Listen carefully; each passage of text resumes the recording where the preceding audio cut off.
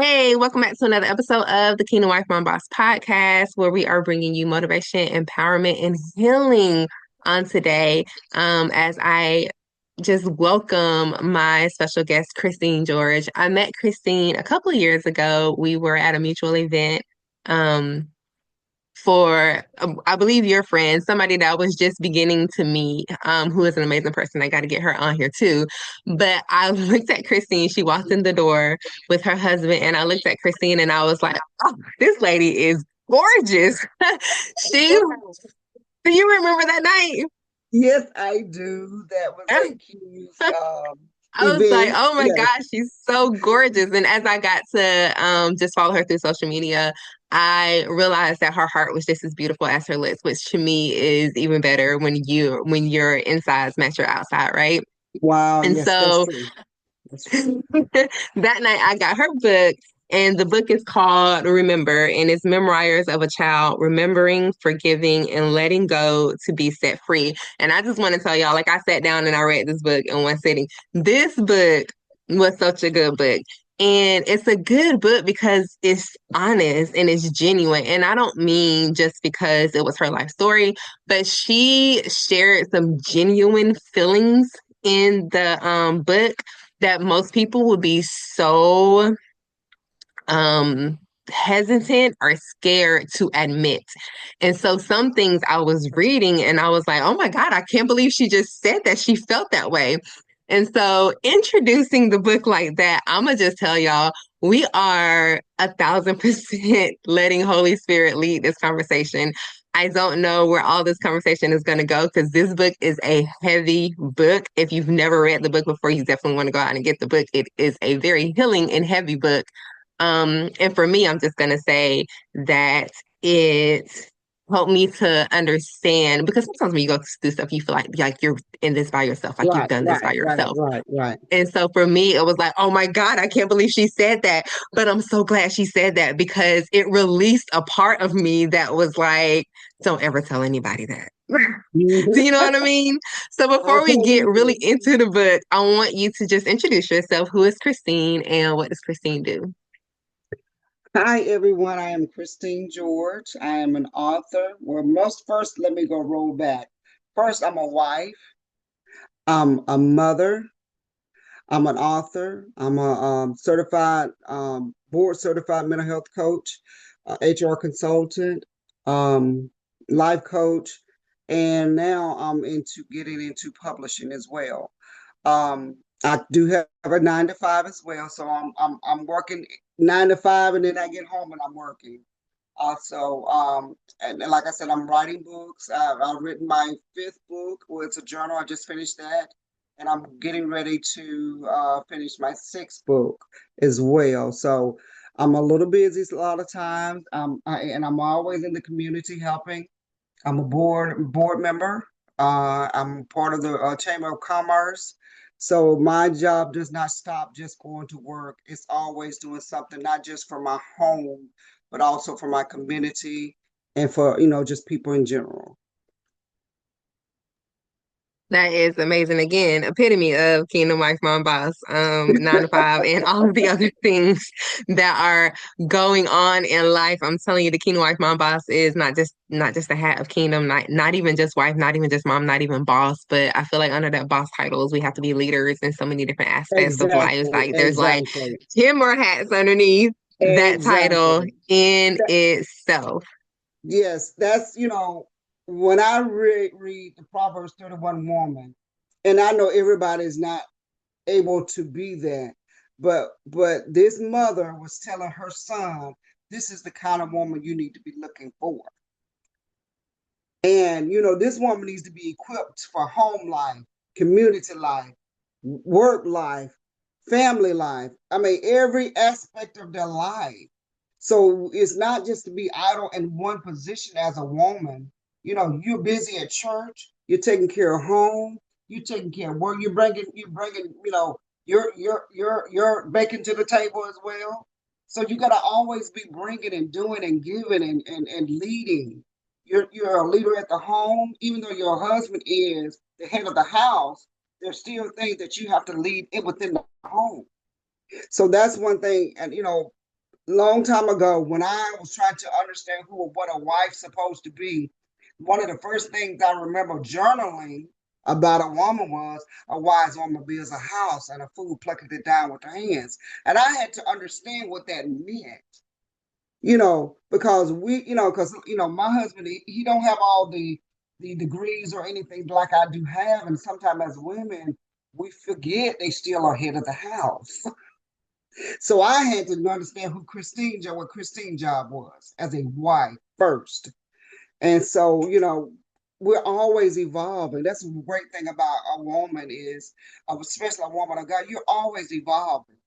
You're always growing. You're always improving. And when you improve the whole house. You don't just improve yourself.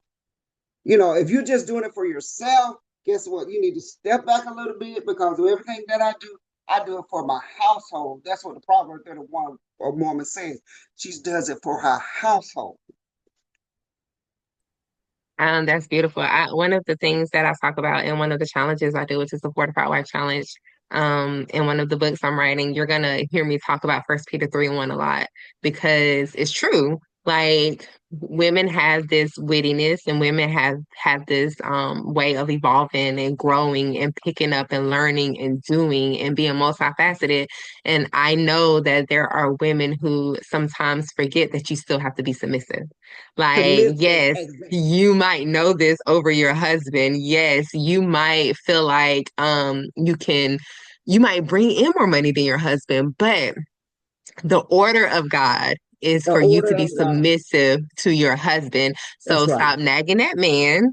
Stop stop Exactly. fighting and bickering and all of this stuff and be submissive to your husband and make him feel like the man that God has designed for him to be Exactly. in your household. Exactly. And so yeah, like 10,000% on all of that. But you got to know who you are first, right? And you got to know who you are first. And you have to pray. You have to do a lot. There's a Yeah. lot of praying going on in your house. It should be a lot of praying going on in your household because the relationship my husband and I we have currently right now, it was because of much prayer. And that's one thing because one thing we got to realize is that, Lord, you brought on my tongue and help me because we're helpmeets. That's what we're designed to do. That's the first thing he said we're supposed to be. Help me. We're supposed to help him. We're supposed to help our children. We're supposed to help the community. Help me. We got to go back to what we were first designed to be first. We were helpmeets. So I had to really look at myself. One of the books that really helped me to put things in priority was a book by Elizabeth George. And I think I picked up the book because she had my last name. But it was called A Woman After God's Own Heart.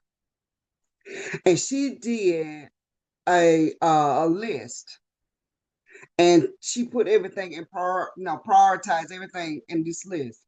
And so I took it upon myself, how do I prioritize my life? Because we can say church and God are the same, but it's not. So I was really like kids, the church, work, da da da da da, husband. I literally had a list like that. And it broke my heart because I was really honest with myself. Where did I fit my husband into into my life? I was fitting him into my life.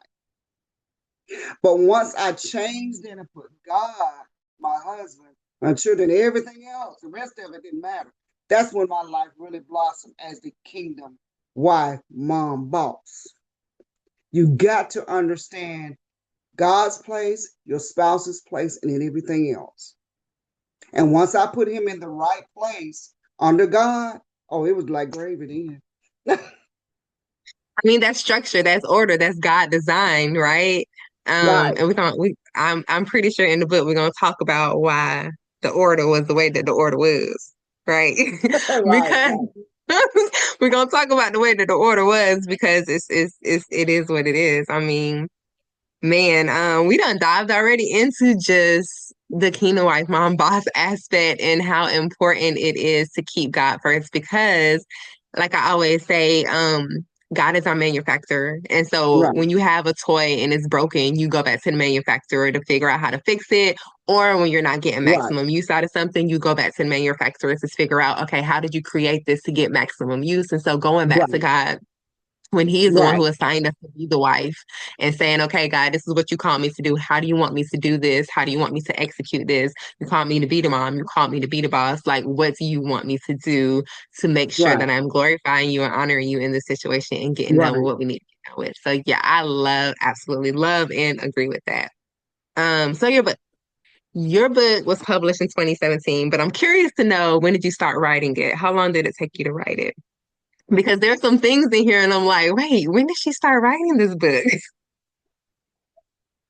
I started writing that book, um, I think more like 2016. 2016.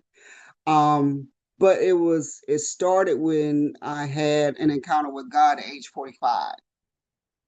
So um it didn't take long for me to write it because it was God ordained for me to write it. I can even it's a lot of the stuff that you're saying you're shocked to say that is in the book. I'm shocked too. Because when I went back and read some of the stuff, I said, I can't believe I said that. Because when you're in the spirit, it's a lot of things that you write down that you don't even realize you wrote down because it's your spirit man speaking at that time. And so, yeah, it was published in 2017 and I started writing it in 2016. Okay, so I'm gonna be honest, girl.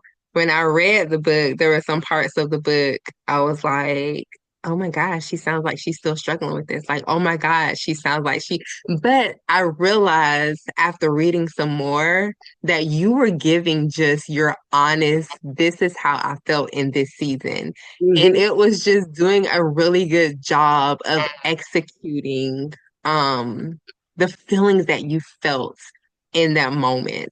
And I mm-hmm. think that is what makes some of like that's some of what makes the book so real, is that it is very relatable for someone who is possibly going through the any of the situations that was in this book. And so I wrote a list of the things that I felt like the book was full of. And then I looked on the front of your book and you have a whole list too. And the list that I have is not even this list. Baby, this book is action packed. So the list that you have: abuse, molestation, neglected, rejected, unforgiveness, abandonment, anger, hate, and resentment. And the list that I wrote, I said the book is full of truth, transparency, healing, scandal, reality, generational curse breaking, infidelity, abandonment, and teenage pregnancy. Mm-hmm, mm-hmm, Because mm-hmm. those were things that everyone, one way or the other, out of all of those things that we just listed, some woman somewhere, some teenager somewhere, like someone can relate to your story. Your story is very relatable. And so tell us a little bit about your book before we dive in. Well, the book started when I was at work, literally at work, and it was my daddy's birthday, uh, June 12th. And I saw um, pictures of my daddy with my other siblings, female siblings, and that was not, with my mother. And so it brought back every feeling of a 5-year old child could ever feel. And I was like in a fetal position into the bathroom. I had to go to the bathroom because I was like literally sick because a lot of that stuff, everything that I wrote about was suppressed. And I did not realize how angry and bitter and just mad and just hated and just unforgiving that I was until that very moment. I knew that me and my father relationship was estranged. I worked in it before I came where I'm working at now. I worked in the area in Eufaula area, and it didn't bother me to even pass by because I was still a hurt little girl. from daddy leaving home, daddy being an alcohol abusive to my mother. There's a lot of, you read the story. So it started that way to, but I knew then I could not be the woman God wanted me to be, feeling like I was feeling, with so much unforgiveness and hate and resentment and bitterness and anger, and you name every word, I felt it that particular day. And I began to start writing how I felt. And then the more I wrote about how I felt about my father, my father began to deal with me about things I suppressed from me even when I was a little 5-year-old girl. So that's when all the issues of my heart began to pour out about the molestation, about everything, about the abuse, about the abandonment issues, about every little thing that as a little girl to a 45, that was 40 years of pain that's in that book. 40 years of pain that was in that book. So I had to get it out of me. And it was like I could not stop until it was out. I literally could not stop. And it really, started from when I went to a women's conference. And the women's conference the thing was withholding nothing. I will never forget it. And I was called out to the floor. It was the first women's conference I had been to. And I was called out to the floor. And then I was like, oh my God, is she gonna call me? The Holy Spirit always said, she gonna call you. I know she ain't, but she don't know me like that. But she began to tell me stuff that I would even just didn't want to reveal yet. But the Holy Spirit already told her what it was. And so it began to just fester and fester. And then when I saw the picture, it just all of a sudden just poured out. Everything in me just poured out. And I'm crying at work. People say, you okay? I have allergies. But I began to write and I couldn't stop writing. I couldn't stop writing until it was done. Until it was God saying that's enough. And like I said, a lot of the stories in there, I had to go back and say, what did I write? And when I wrote it, when I went back and read it, and I was sitting up there just crying again because I knew it was true. We don't realize how intimate our spirit man is with us. And it was just the overflow of every emotion a person can ever feel, like it just happened. Forgetting Christmas, forgetting being, left at the store, forgetting, just everything. It just, leaving us. I felt the abandonment issues. You always left us to go somewhere else. Um, it was just so much stuff that had to come out, and it was necessary because after that book was published, that's when I really got into coaching because there were so many people in leadership, people that are down the street, people that are in corporate offices, people that are trying to just survive, needed to hear somebody else say it. Because when they looked at me, they looked at this perfect, you see the quotations, perfect, the idea, but I was tore up. I was messed up. So when that truth came out, they was like, she just like us. And I think that's where is the big um, you know, separation of us as women being real with ourselves and telling the truth. The makeup just cover up some stuff. But when the real truth you come out and then people can really relate to you, we can heal one sister after another, help heal each other in our own individual pains. Yeah, there is such a misconception behind perfectionism and Right. a desire to have what someone else has or to do what someone else does, and we have no clue what No they've gone clue. through to get to that place, Right, what right. they've endured, what they've struggled with to come to a place of healing. And it's one thing if you have a lot of stuff going on and you just don't like a lot of people just not going to blabber or tell anybody. But it's Right, another thing if you have a lot of stuff going on and you're truly unhealed because you won't face your past or you won't face right, the things right, that you have struggled right. with. And when you were talking about sweeping stuff under the rug, I mean, as kids, who didn't do it? Yeah, everybody did Who didn't do it? Who didn't take the stuff that they was sweeping and sweeping up under the rug because they couldn't find the it. dustpan or they didn't feel like sweeping. That's And right. then mama found it and mama went off. Mama Oh, went honey, slap exactly, off. And exactly, I feel like exactly. that was such a great depiction of what you were saying in that story is God knows it's there, right? And he knows that It's it's something that we created. have to deal with. And when God has the desire for us to be greater or to do his work or his will, he's going to expose the dirt that we keep trying to hide that he Right, already knows yeah, that he's gonna make you come face to face with what it right, is right, that you've been exactly. struggling with. And in this book I can just tell that you poured all of it out. And the molestation situations that you were talking about, so vital because you gave some statistics in here and I don't remember what page it was on, but you were talking about how often people are molested and what it is that they go through in those situations. And I know however many people listen to this podcast. What was it, one in four? Like somebody has dealt with molestation. And the thing that you said in the molestation that made me be like, the thing that you said that made me like kind of cover my mouth was you said that at some point you begin to want it. Yes, yes. Mm-hmm.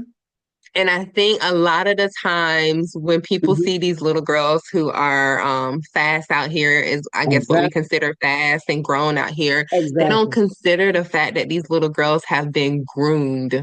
Yes, They have exactly, learned something and they have picked up.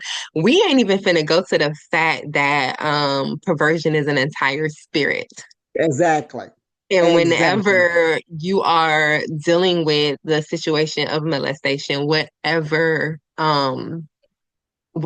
age it is, perversion is a spirit and it's a spirit that a little girl can take on. And from Exactly. that spirit, she can have a perverted mind. And Exactly. people would hear that. People who don't necessarily understand that would hear that and think something negative. But I hear it and I think, oh my God, that is something I've experienced molestation. And I told my mom this before she passed away. I told her this years before she passed away. We was walking into a grocery store. I told her about one of her boyfriends. And she was quiet the entire time that we were in the store. And I think she just didn't know how to process it. I don't know why I Exactly. said it Hmm. then. I mean, we were both adults, like it just came out. It's like she just really Hmm. didn't know how to process it. So she didn't know what to say. But when I think about that, that is one of the times where I begin to expect it to happen and I didn't feel resistant to it. Does Uh-huh. that make Hmm. sense? And that And is so when you exactly how I said felt. that, Yeah. yeah, Hmm. when you said that, I was like, oh my God, like it made it come out of me of something that you feel like you just can't say to anybody because nobody's gonna Hmm. like Hmm. who's gonna understand that. And so when Yeah. you said it, it was liberating to know that I was not the only person.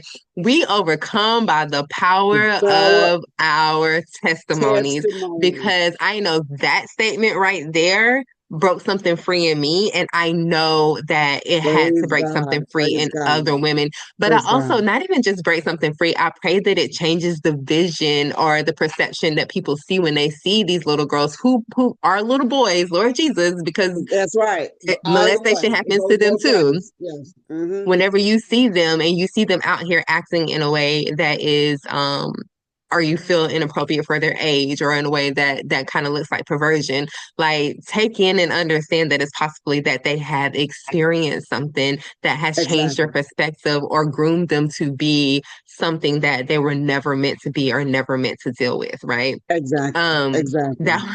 that was something that hit with me when you were talking about it and when you said when you asked God why me and God said why not you. Hmm. Why not you? Because somebody has to tell the story. Somebody has to be the overcomer to let somebody else see that you can get through this. And so a lot we don't want to think that we're chosen to go through these things, but you are. You're chosen by God to go through what you go through. And I can even hear somebody saying like right now I'm chosen to endure pain. Yes, because you have been equipped and you Equipped, have exactly. been created Yes, to experience something that you've experienced because God has chosen you to chosen help you. somebody else get through it. Yes, And the longer the dirt stays under the rug, the longer everything stays internalized and we don't deal exactly, with it and we don't exactly. heal from it. Somebody else out there is still struggling because Yes, they're waiting for us to come to the place where we can help them, but we have to do the exactly. work. Exactly. And I want to go respond to what you were saying that we see regarding the spirit of perversion, and we see the young men or the young man acting the way they act and stuff like that. And, we say they fast and stuff. A lot of it, because see, I was that person too. I didn't want to come to grips that that's me. We don't want to admit we know what it is. We just want to give it another name because that's better for us to cope with. We don't want to address it, so we deflect it. We don't want to deal with it. We want to call it something else so we don't have to deal with it. But mainly we don't want to deal with ourselves. Because it used to be me, little fast, little girl, little fast, that boy need to sit, because we don't want to deal with our own issues. Because it reminds us a lot of time, maybe was that me? Was I acting like that? Kind of thing. We don't want to deal with those things like that. And it was necessary to put that emotion in there because people think they're crazy thinking I shouldn't be feeling like this. But I hadn't told anybody, so couldn't nobody tell me how I should feel. What the enemy wants. That was just an open door anytime that you're molested. And this is my belief. I read some studies, but this is truly my belief. Most people that are have been molested or raped or anything like that, I believe because the spirit of perversion enters, it messes with your mind, anything, any foundation you already have, it tears it up.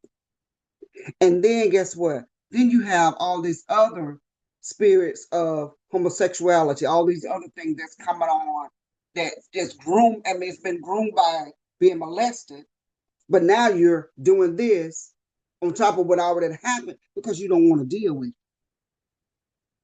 You don't want to deal with these things. So you're right. That had to be in the book. It like I said, that was the one I was like, oh my God, did I say that? Yes, I had to say it. God said it was Baby, that was the one necessary. for me too. I was like, It was necessary it because there's was. so many people don't realize, or they're realizing like I shouldn't be feeling like this, and they're thinking they're bad, but there's a spirit that's got a hold on them. I mean, it's a strong spirit. The spirit of perversion is a very strong spirit, and it's hard to fight. It's hard, but you got to stay in the word. You got to stay prayed up. You got to be in somebody's house that's full of the anointing for that spirit to come off of you. And you can't let up. You can't relax in it. You can't lay in it because it will overtake you. And everything, because I'm nothing but a little church girl. All I grew up was church. All I know is this church. So my foundation was shaken. And so, and I thank God for a praying mother because even though she was going through what she was going through at the time, she didn't had no idea what I was going through. And what you were saying that you told your mother and she didn't know how to respond, that's the way my mother was too. But what I come out sometimes is they already know some of it, but they never thought it would happen here. You see what I'm saying? Because one of the things that came out, well, it goes down the bloodline. They'll begin to tell you stories, but never thought in their mind that it would happen at their house. And we can be naive to think that too, because it's your brother, it's your daddy, it's your uncle, it's your auntie or whoever it is.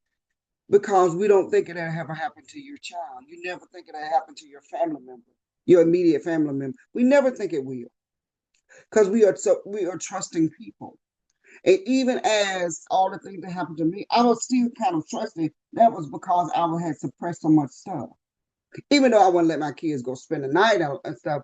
And then, in reality, I really didn't understand why I wouldn't. But I was still very protective.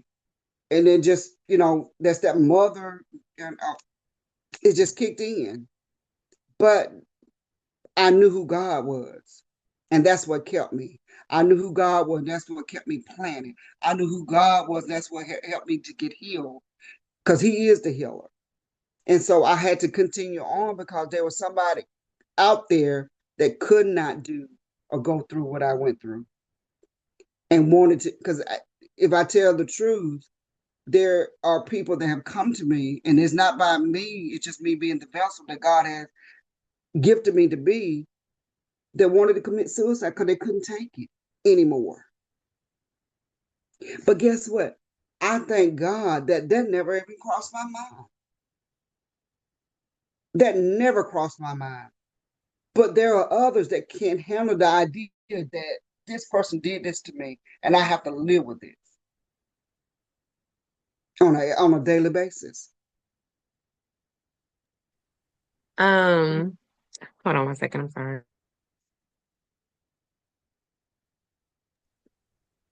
Sorry, I had to yell at the kids. That's fine. So my mentor is a prophetess, and she says something that's so pertinent to what we're saying. She says that the spirit comes in and then it has babies. Mm-hmm. It And you does. don't even realize babies are there. Because let me Mm-hmm. tell you, I healed from that long time ago.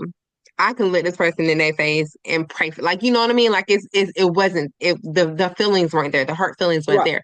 But when you said that, that recalled something else that I felt in Mm-hmm. a moment that I felt was terminally wrong in the book. Mm-hmm. Mm-hmm. And Mm-hmm. so it was very, very healing. And so there are just moments where people just grow up and then they realize that they're still suffering from something that they thought that they healed from. Right. It goes in and it has babies. And Mm-hmm. sometimes them babies don't hatch right away. Sometimes them babies are there for years and years and Years. years and Years. years. And then it just pops up at the Mm. most unexpected time. And you realize that you're still dealing with something that you thought that you already healed from. And I think Exactly. that is such when you say staying with God, very important that you keep your relationship with God because God sees these things and he gives you discernment to these situations. And so when these Exactly. situations pops up, he gives you discernment and he tells you how to overcome and how to heal from it and what you need to walk out in order to Right. get over what it is that you were going through. And so you were talking about I don't know if you said generational curses, but the teen pregnancy, the generational curses of teen pregnancy in your family. I was reading that and you said, why couldn't my mom be the one to break the curse? Why can't I be the one to break the curse? Exactly. And your mom said something. She says you weren't the first and you're not going to be the last. And I think that's she didn't mean that obviously in a No. harmful way. It was just something that she has experienced. Her mom was Uh-huh. and she was, and now you are. And the expectation was that your kids would be and that it would just continue on and continue on. And I think sometimes become very, very complacent in generational curses because we don't recognize that it's Exactly. something that we're not, it's a cycle. It's not something that It we're supposed is. to stay in or something that we're supposed to continue in.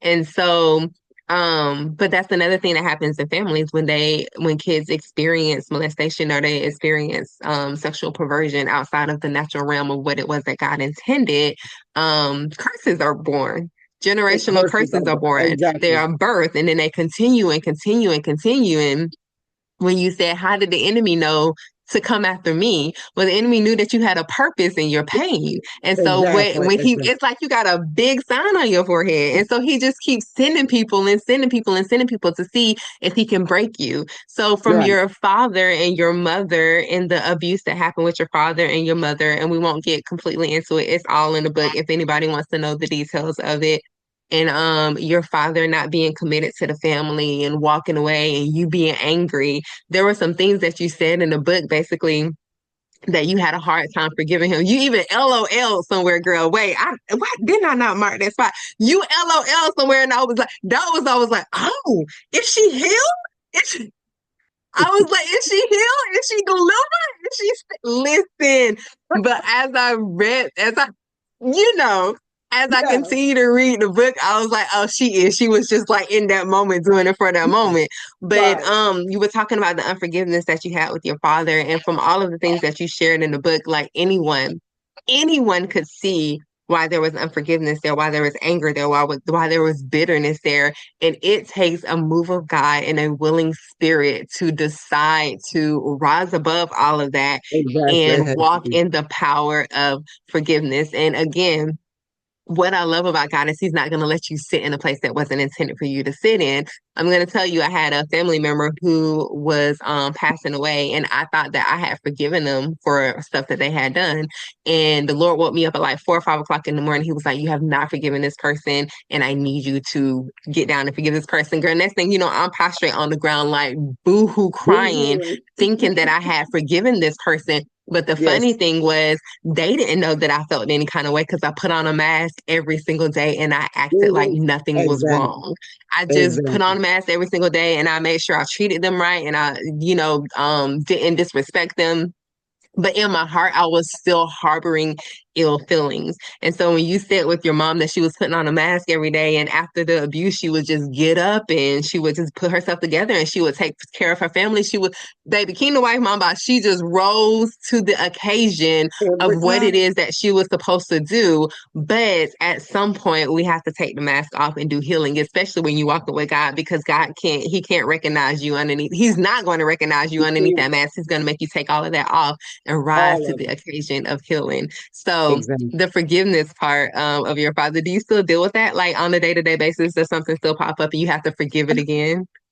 I'm gonna tell you this joke. It's a joke in the house now because of how I remembered how long my daddy had been cheating on my mother. Um, it was but because I would tell him, you read it in the book about I'd ask my dad to bring me a 7 Up. He would always bring me a Dr. Pepper, and he kept bringing for you. I mean, for Baby, when you said you opened that refrigerator, I was like, girl, baby, this book had me like, no. was like, and so now don't nobody bring Dr. Peppers in the house because before I was truly forgiving my father, I was like, who brought a Dr. Pepper in this house? Kind of thing. Oh no. Today, my husband and I had a doctor's appointment in Dothan, and my husband and I went to eat at a new restaurant, and they had only sold Pepsi products. You know, Pepsi, Dr. Pepper is a Pepsi product. And so I said, give me the Sperry, however you pronounce it. So I said, give me that. So he was like, give me Diet Pepsi. And I was like, Diet Pepsi? You don't drink a Diet Pepsi. So I said, why didn't you get the Diet Dr. Pepper? He said, I wasn't finna fool with that. I was finna fool with that. So have I truly forgiven my father? I have. I truly have forgiven my father. He's currently in the nursing home in Troy, Alabama. His memory is, is not dementia, but a short-term memory loss. They had, my sister hadn't told me that he had dementia because she's the overseer of him because she lives in Troy as well. So, but I have forgiven my father. But I'm gonna be honest with you though. There are things that trigger me, and I have to go to God and say, God, what is it? Why am I feeling like I'm feeling? Uh, Help me to reveal it what it is so I can deal with it. I'm actually working on a project now, um, called The Diary of a Thirsty Woman, Becoming a Woman That Never Thirsts Again. And it's a book, it's going to be a book about everything that a woman deals with that no one can see. And that's everything from A almost to Z. Um, and in our Bible study, I found out a lot of it has to do with the root of offense. And that's one thing I haven't dealt with offense. And that's one thing we don't even think about is offense.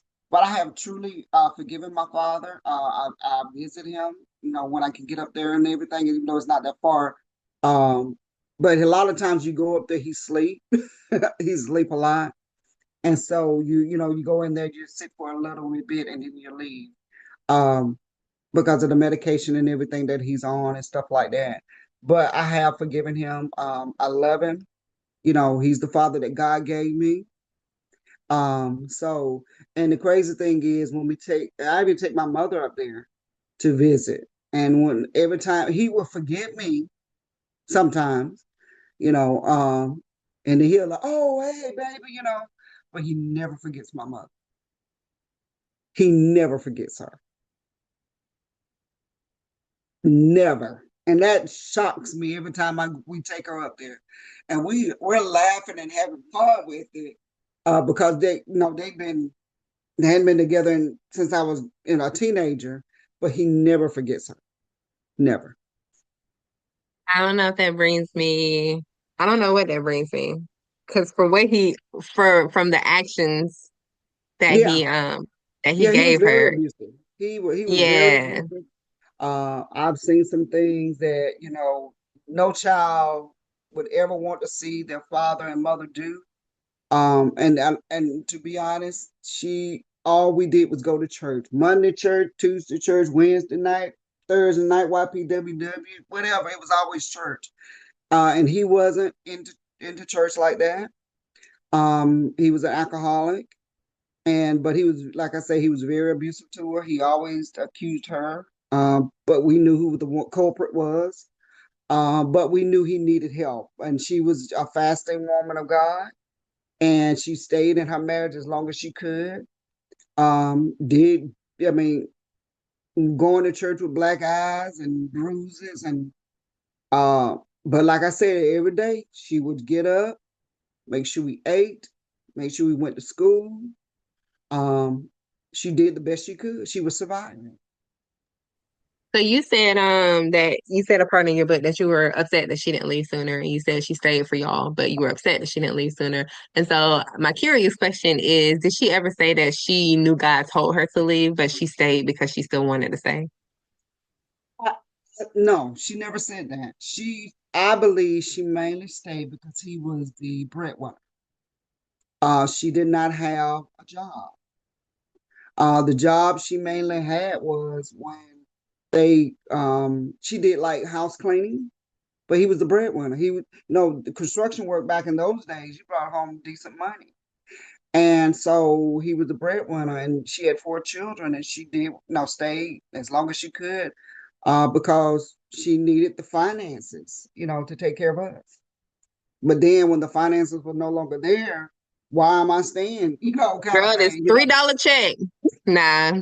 Yes, I will Whew, never forget that. I will this never forget. $3 check. I was like, what are we Yes, supposed? And I was trying to think, like, listen, I was just trying to think, like, the value of money at that time. But $3 ain't finna get you $3 ain't gonna nothing. get you nothing. I will never forget it. But my mother, she made Christmas happen, and I give credit to at that time Easy Pay Tie Store, Joey Carr. He was the one that owned it, and he allowed my mother to open up an account there, and he knew her because she cleaned the houses and stuff of a lot of people in the area, and he allowed her to open up an account, and she just paid it in time, and she charged a lot of stuff for us to have Christmas that year because we did. I mean, if she hadn't done that, we would not have had Christmas. That is so crazy to me. And you said that, your dad was dealing with his own demons. And I think that takes a big person to obviously someone really in tune with God to understand that it's not the person Mm-hmm. always. Sometimes it's the spirit behind the person, It, and it was. It it was. definitely takes a spirit to do something like that. But Mm-hmm. listen, the story of Cool Breeze brought tears to my eyes when I It say was all of the too. feels and the emotions because I'm reading about Cool Breeze and I was like, no, like listen. Yes. When I tell you, um, I was angry with myself because I was still looking for the daddy that I wanted from my father, and all he ever wanted to be was a daddy to me. And it didn't click to me until he died. until he died because he never forgot my birthday. He never forgot my Valentine's. He never forgot. I mean, he never forgot anything that dealt with brown sugar because that's what he called me. And he was the one that bought my prom dress. He was the one that helped me get a car and the first car and everything else. Um, and he loved me unconditionally. I mean, and my kids know him as the grandfather, and they know my daddy, but not as the grandfather like Kubrick was to my children. And so, but when he passed, it was like another role of emotions. Like that was my daddy. He was my daddy, and there was nothing else anybody could have told me that he was not my daddy. Um, and so even like my husband, he's not my boy's biological father, father. And so we don't say stepdad in our house. We don't, even though we use the terminology, I used it a little bit just for the book a little bit because he did step in when my father was not there. He did everything my biological father should have been doing for me. Kubrick stepped in and did it. That's the only reason why I call him a stepfather. But he was my daddy. You know, um, I was always loving his son. Is like a brother to me. We still stay in contact with each other. We love each other. So we're all close, just like family. Like we grew up in the house together, even though we really didn't. But yeah, cool. That story, yeah, that I boo-hoo. I still just think about it makes me want to boo-hoo. But yeah, he was a loving man, and I knew he loved my mother. That's something so entirely special. I love that story. And I was like, no, the Cobra is away. Because Yes. man, I'm gonna tell you, God revealed to me a few years back, me and my husband had some issues in our marriage. And God was revealing to me that I had never been loved the way that I wanted to be loved by a man.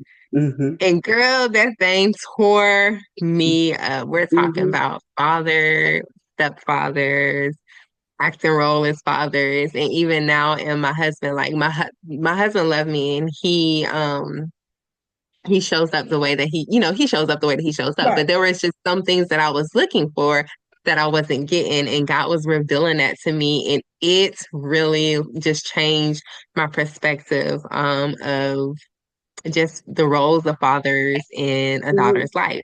God revealed to me last year that my very first rejection was my father. And I was like, how could that even be? I haven't seen this man since I was 4.